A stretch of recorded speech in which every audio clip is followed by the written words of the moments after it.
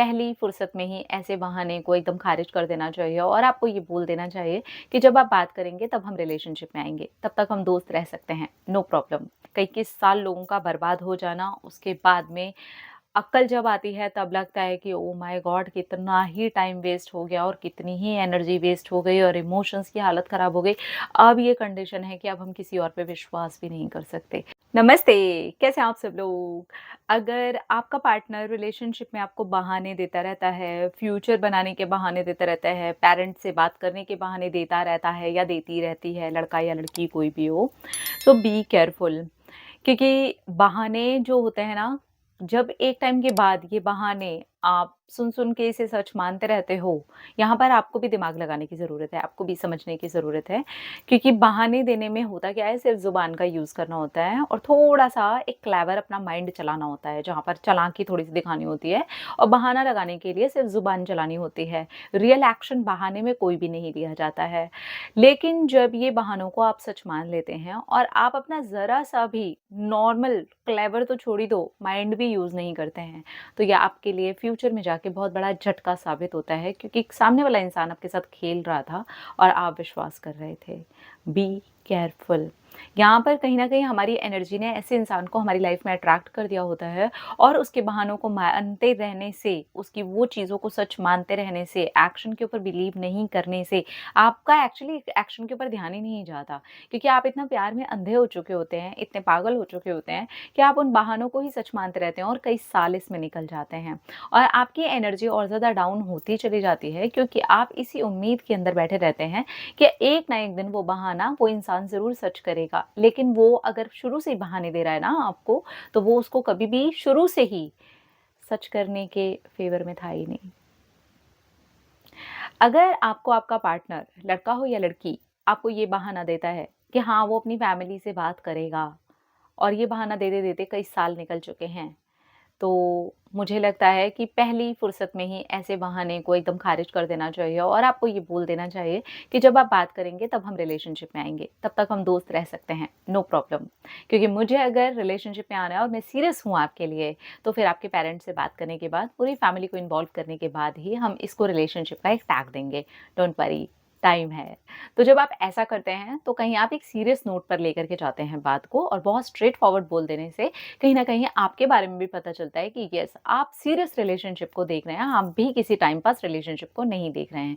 लेकिन अगर आप उनके इसी दिए हुए बहाने को मानते चले जाते हैं, तो इस बहाने को अगर ये बहाना है तो आपको कई साल तक लग सकते हैं और साल के बाद फाइनली यही होता है कि वो माने ही नहीं और बहुत बार तो सामने वाले इंसान ने अपने घर में ही इस बात को छेड़ा तक नहीं होता है कि आपके साथ साथ इतने सालों से रिलेशनशिप चल रहा था।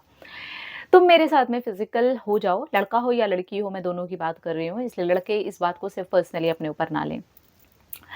शादी तो हमें करनी ही है ना, तो यहाँ पर ये वाली बात बोली जा सकती है कि जब शादी ही करनी है, करनी तो है ही ना, तो शादी की बात करेंगे। उसमें इतनी जल्दबाज़ी में जाने की कोई ज़रूरत नहीं है। Don't worry, I am your partner, तो आप इस बात की टेंशन बिल्कुल भी ना लें। ये वाली चीज़ हमें शादी के बाद भी करनी है, तो जब हम शादी करेंगे तब करेंगे। इस चीज़ की हड़बड़ाहट कभी ना मचाएँ क्योंकि बहुत बार देखा गया है कि ये चीज़ एक बहाने के रूप में आगे जा कर के साबित होती है और आपको पता चलता है कि एक्चुअली आपको सिर्फ़ इस चीज़ के लिए बनाया जा रहा था कि आप बस एक फ़िज़िकल नीड को पूरा कर दें और वहाँ पर क्योंकि आप ऐसे तो मानोगे नहीं, तो शादी का नाम वहाँ पर दे दिया जाए और आपको ये बोला जाए कि हाँ, शादी तो हमें करनी ही है ना।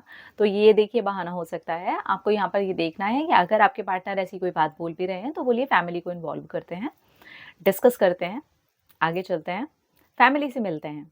स्पेशली मैं यहाँ पर गर्ल्स को ज़रूर बोलना चाहूँगी क्योंकि उनके साथ ये ज़्यादा होता है, ठीक है? ऐसा नहीं है कि लड़कों के साथ नहीं होता है, बिल्कुल होता है, लेकिन लड़कियों के साथ ये ज़्यादा होता है। तो यहाँ पर ये सीधा आप बोल सकती हैं कि सॉरी, शादी हमें करनी ही है, मैं भी आपसे शादी करना चाहती हूँ, लेकिन ये वाली चीज़ शादी के बाद भी तो होने वाली है, राखी थोड़ी ना बाँधेंगे ना आप मुझे या मैं आपको, भाई-बहन तो है नहीं ना, तो हमारा फिज़िकल तो वैसे भी होगा ही, लेकिन शादी के बाद ही होगा, तो बेटर है फैमिली को इन्वॉल्व करते हैं, मिलते-जुलते हैं और फिर उसके बाद में इस टॉपिक के ऊपर देखा जाएगा कि क्या करना है। इससे भी आपका एक स्ट्रेट फॉरवर्ड नेचर और आप एक अपने बारे में, अपने लिए, अपनी बॉडी के लिए भी आप स्टैंड ले सकते हैं, ये बहुत मायने रखता है। यहाँ पर आप उसके बहाने को पूरी तरीके से खारिज कर देते हैं और बहाना नहीं मानते हैं। तो आप बहुत अच्छे तरीके से पावरफुल एकदम वे में रिलेशनशिप को आगे लेकर के जाते हैं और सामने वाला भी यहाँ पर सीरियसनेस दिखाता है। क्योंकि जब तक आप इस लेवल पे इन्वॉल्व नहीं हुए होते हैं, अगर आपने शादी के पहले ही सब कुछ हस्बैंड वाइफ वाला कर लिया है और आप उसके बहाने मानते रहते हैं, तो कोई भी सीरियस नहीं रहेगा। एक टाइम के बाद 2 साल, 4 साल, 6 साल के बाद में वो रिलेशनशिप एकदम फिस हो ही जाता है। तो अगर आप उस रिलेशनशिप को हमेशा अच्छा वाला बरकरार रखना चाहते हैं, तो इस वाले बात को तो बिल्कुल भी ना मानें, सीधे तौर पर मना कर दें, बोले नहीं, ये शादी के बाद करना है, मीन्स शादी के बाद ही करेंगे और मैं आपकी पार्टनर हूँ, मैं आपका पार्टनर हूँ, डोंट वरी अबाउट इट, ये शादी के बाद भी होने ही वाला है, ठीक है? इसके बाद अगर आपके पार्टनर अपनी फैमिली से मिलवाने के या अपने दोस्तों से मिलवाने के बहानों में आपको ये बोलते रहते हैं कि हाँ, हाँ, हो जाएगा, मैंने बात की है, कल मिलेंगे, परसों मिलेंगे, अगले महीने का टाइम मिला है और इसी बीच वो आपके साथ में रिलेशनशिप को बहुत खींचे जा रहे हैं और ये बहाना आपको दिए जा रहे हैं, सो बी केयरफुल, क्योंकि ये बहाना साबित हो सकता है। आपको एक्शंस के ऊपर एक्चुअली ज़्यादा फोकस करना है कि सामने वाला इंसान जो बोल रहा है, क्या उससे जुड़ कर के वो रियल में एक्शन ले भी रहा है? क्योंकि बहुत बार ये एक्शन ऐसे हो जाते हैं, सामने वाले ने किसी को बोला भी नहीं होता और आपके सामने ये वाली बात कई सालों के बाद ऐसे रखी जाती है, यार माने ही नहीं, अब मैं क्या करूँ, वो मर जाएंगे, वो बीमार हो जाएंगे, मेरे घर वाले ऐसे बोल रहे हैं, मेरे घर वाले वैसे बोल रहे हैं, बी केयरफुल।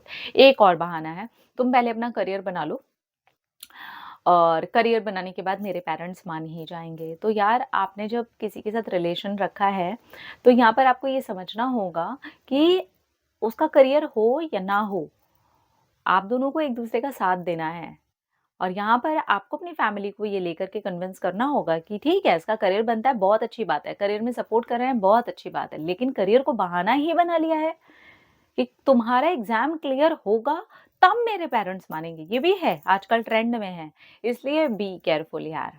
यानी कि फिर उस वो आपसे शादी नहीं कर रहा है, आपके किसी एक एग्जाम के क्लियर होने से या आपके किसी पोस्ट से शादी की जा रही है। तो ऐसी शादी क्या ही आपको खुशियाँ देगी? आपको ये समझना होगा। अगर आपको मुझे एक्सेप्ट करना है और अगर आज मैं आपसे मिली हूँ या मैं मिला हूँ और आज मेरे पास में ये वाला करियर चीज़ें नहीं है और लेकिन आपकी फैमिली सिर्फ तब मानेगी जब मैंने ये वाले एग्ज़ाम को क्लियर कर लिया, इसमें भी लोगों की बहुत सारे साल और ज़िंदगियाँ बर्बाद हो रही हैं, इमोशंस बर्बाद हो रहे हैं। इसलिए बी केयरफुल। अगर आपके पार्टनर ऐसे आपको कोई भी बहाने देते हैं तो एक्शन पे ज़्यादा फोकस रखिए कि आपके पार्टनर आपके लिए एक्शन कितना लेते हैं, क्योंकि अगर वो इंसान सही में आपके लिए एक्शन ले रहा है तो फ्यूचर में वो आपका साथ निभाएगा। लेकिन अगर वो इंसान कोई एक्शन नहीं ले रहा और आप भी बहानों को सच मान करके चले जा रहे हैं कि हाँ होगा, हाँ होगा, हाँ होगा, तो कहीं ना कहीं आप अपने आप को भी पागल बना रहे हैं और ये आपकी एनर्जी है जो डाउन हो रही है और इस तरीके की चीज़ों को आप खुद भी अट्रैक्ट कर रहे हैं। सो बी केयरफुल, ठीक है? बहानों पे मत जाइए, थोड़ा-सा अपनी भी अक्ल लड़ाइए और बी केयरफुल। इस तरीके के रिलेशनशिप्स में आज की डेट में बहुत ईज़ी हो गया है, इस तरीके के रिश्तों में कई-कई साल लोगों का बर्बाद हो जाना, उसके बाद में अक्ल जब आती है तब लगता है कि ओह माय गॉड! कितना ही टाइम वेस्ट हो गया और कितनी ही एनर्जी वेस्ट हो गई और इमोशंस की हालत ख़राब हो गई। अब ये कंडीशन है कि अब हम किसी और पे विश्वास भी नहीं कर सकते। तो आप खुद ही तो अपने ही विश्वास को एक भ्रमित दुनिया में रख कर के चले जा रहे थे ना। आपको दिमाग आपको भी तो मिला है ना। थोड़ा-सा तो आप भी दिमाग लगा कर के चीज़ों को कर सकते हो ना। हर वक़्त सिर्फ़ और सिर्फ़ दिल के भरोसे बैठे रहना ये भी तो गलत बात है ना। दिमाग किस लिए दिया गया आपको? इसलिए दिया गया ना, थोड़ा-सा तो अक्ल आप भी लगाइए। बी केयरफुल, ठीक है? अपना-अपना रखिए ख्याल, अपने आप से कीजिए ढेर सारा प्यार ताकि आप अट्रैक्ट करें ढेर सारा प्यार। I love you all. Tata.